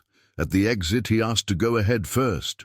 Anna and Marcelo walked a little behind, holding his hand, speaking softly. "Have you seen how curious he is?" Marcelo said. "Yes, just like me," Anna joked. They looked at each other again, and everything that didn't need to be said was already written in their eyes. A gentle welcome, complicity without words, nothing forced. Later, after bath time, Anna went to get the milk and almost knocked over the cup Marcelo had carefully prepared. She took it delicately and, turning to him, said, "Thank you." He smiled and replied, "I'm just giving back everything you do for me." She blushed slightly, turned her face but didn't look away, and in that silence their bond grew even stronger.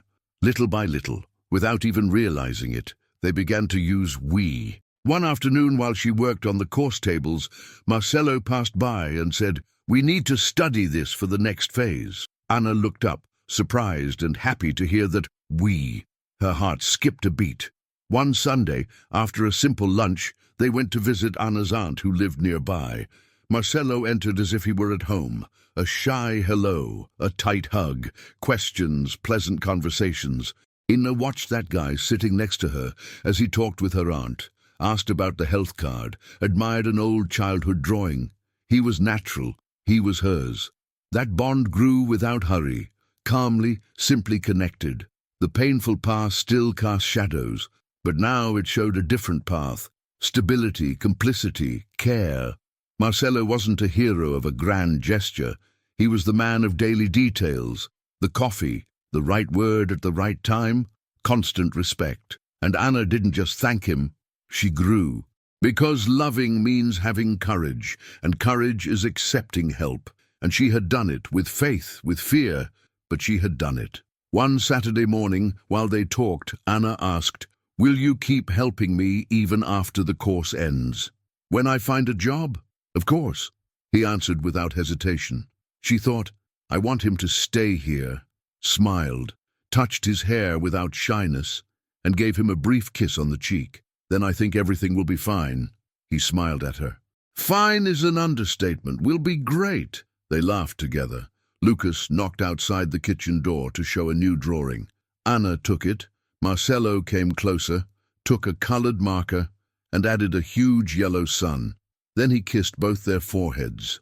That bond didn't have the label dating, but it had the word family. And in that simple drawing, in the child's happy stroke, in the welcoming silence of the adults, anyone watching understood. That new beginning was real. Free from fears, wounds, and the past, they were building a story together that could finally be called home. And it wasn't just love, it was protection, it was peace, it was life. A few weeks after the final hearing, when life seemed to be back in order, Anna woke up to her phone quietly vibrating, a message in the middle of the night from an unknown number. Her heart tightened. She waited for daytime to open it. It was a photo, a screenshot of an old news story, a local newspaper. The headline read, "Famous entrepreneur involved in domestic violence scandal, case closed with settlement."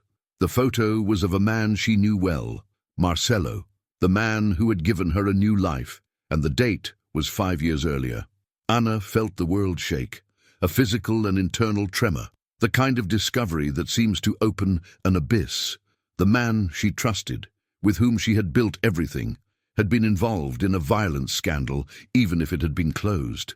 It was enough to question everything, his behavior toward her, his support, whether it had all been a facade, if he was like Sergio, just with a cleaner face. She sat there, staring at the photo of the young man, his tense look, the simple text, trying to remember everything they had lived through together. She thought about the coffee, the trembling hands hug when he told her about his ex, the constant respect. It was a battle inside her.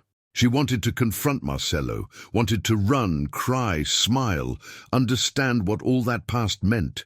She decided to wait for him to come home from work. She sat on the couch, no music, nothing, just that photo on her phone. Every minute the anxiety grew. Then she decided to act. She sent a simple message: "We need to talk now." The reply came quickly. "I'll be there in 10 minutes, is that okay?" She wrote, "Yes." When he came in, he saw she was different. Her body looked at her hands, her face pale, her gaze distant. "Did something happen?" he asked. She didn't answer, just handed him the photo with trembling fingers. "What's this?" He froze, trembled, took her hand, and waited. Then he began to speak. "I don't know how it got to you, but I have to explain. I was 25, working at a family business. Once I had an argument with my girlfriend back then. She made an accusation. I defended myself. The police got involved. There was a trial. In the end, my father made a deal to close it all. Said he would take care of her. The charge disappeared. The person was warned. But the public version is this: case closed." Anna felt every word like sand falling into her chest. "You never told me," she said with a broken voice.